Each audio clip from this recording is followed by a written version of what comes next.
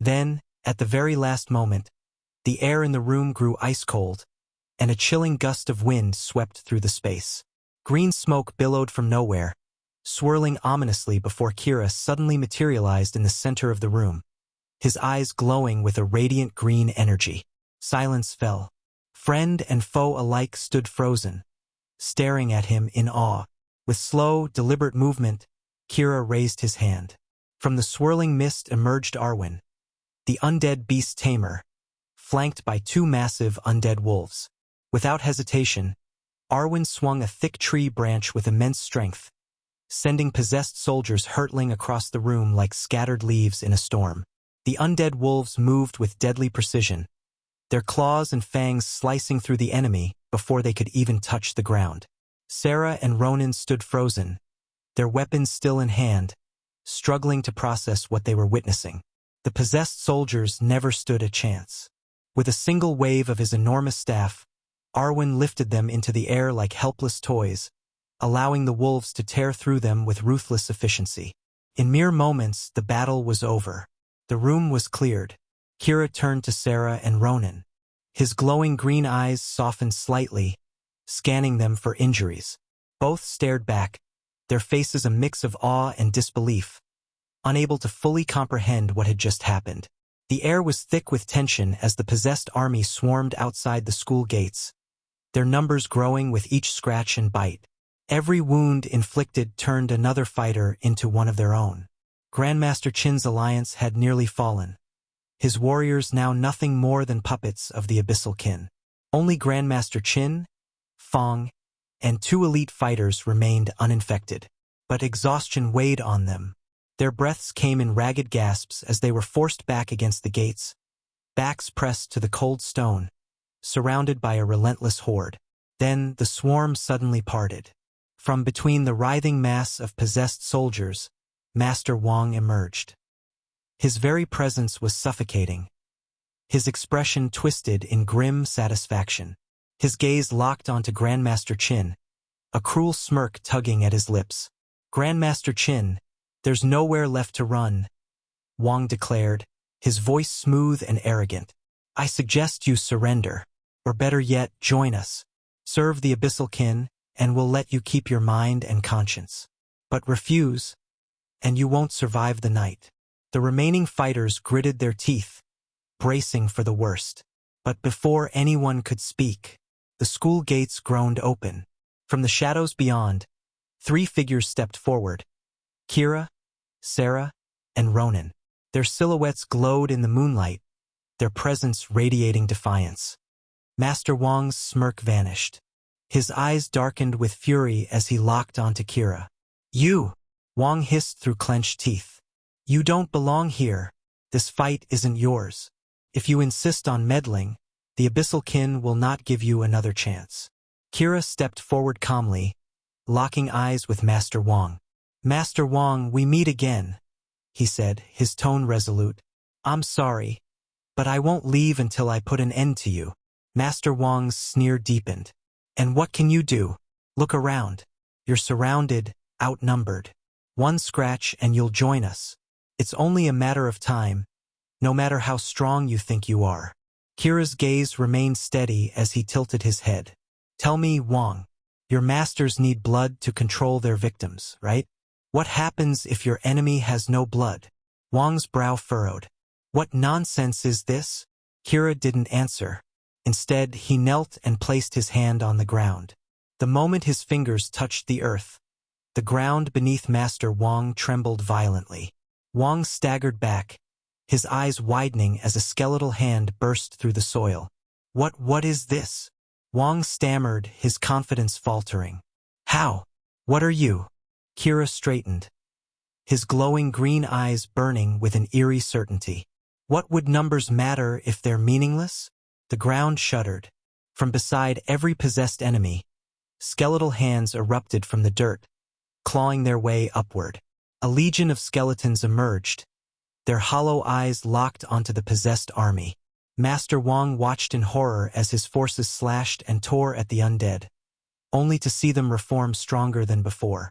The skeletons moved with terrifying precision, dragging the possessed fighters down, pinning them beneath a wave of unrelenting bone and shadow.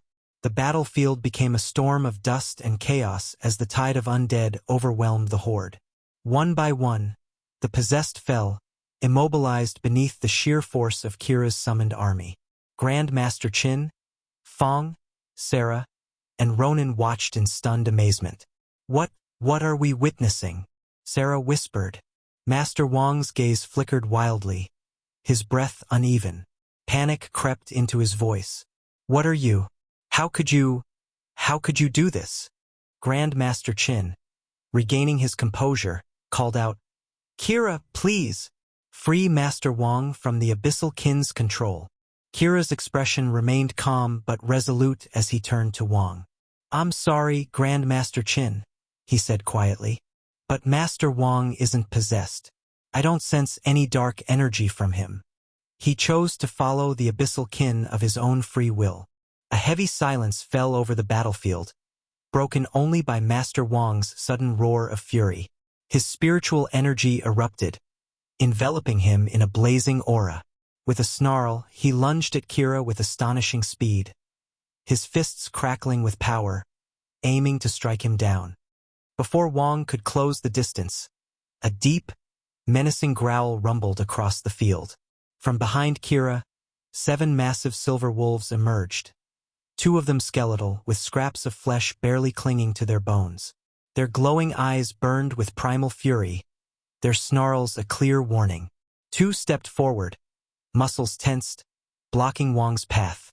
Kira raised a hand calmly. Enough! A wave of green mist spread across the battlefield, swirling around the skeletal warriors. Kira's power surged through them, transforming them in an instant. The undead army sprouted long, razor-sharp fangs. As they sank their teeth into the possessed fighters, the Abyssal Kin's dark energy was drawn from their bodies, vanishing into the void.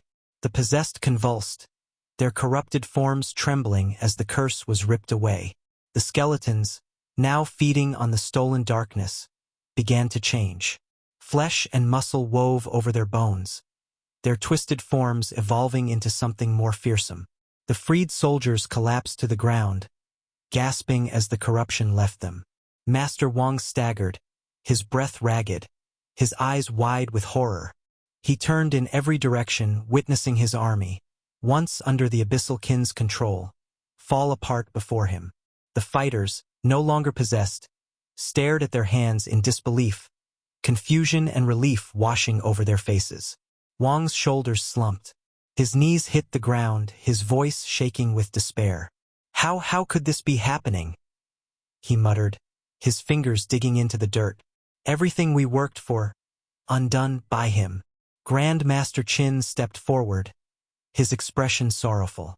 There was no triumph in his stride, only the weight of duty and regret. He looked down at his old friend, his gaze filled with unspoken grief. After a long pause, he turned to the few remaining guards. Capture him, Chin ordered, his voice heavy.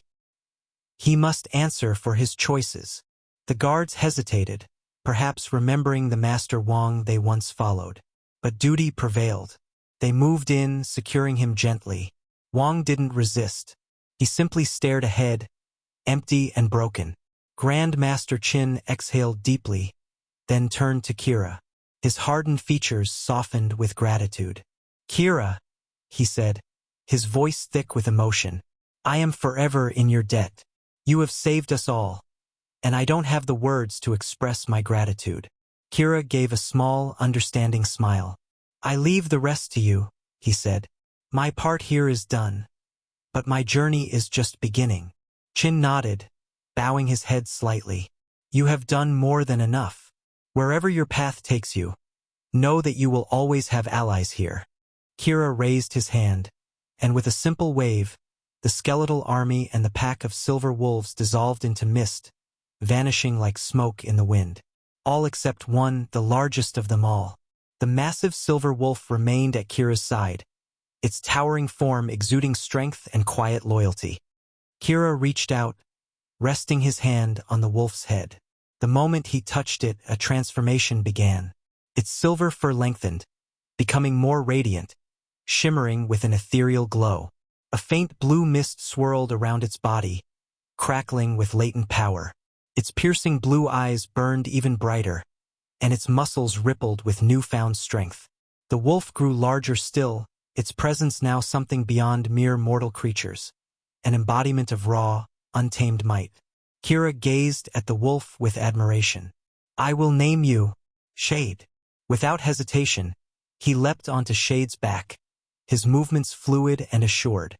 He cast one final glance toward Grandmaster Chin and the others. "I must go now," he said, his voice firm with resolve. Chin stepped back, his expression solemn yet understanding. "May your journey be swift, and your enemies few," he said softly. Shade let out a low, rumbling growl, then, in a blur of motion, surged forward. A trail of shimmering blue smoke followed in his wake. The air itself seemed to warp around them as Shade moved faster than any natural beast, his speed defying reality. In an instant, they vanished into the horizon, like a streak of lightning cutting through the sky. As Kira rode into the unknown, a newfound sense of purpose burned within him. The ancient knowledge of Eldrick now flowed through his veins, whispering secrets of power and destiny. He knew exactly where to go next. His hunt for the Necromancy King had begun.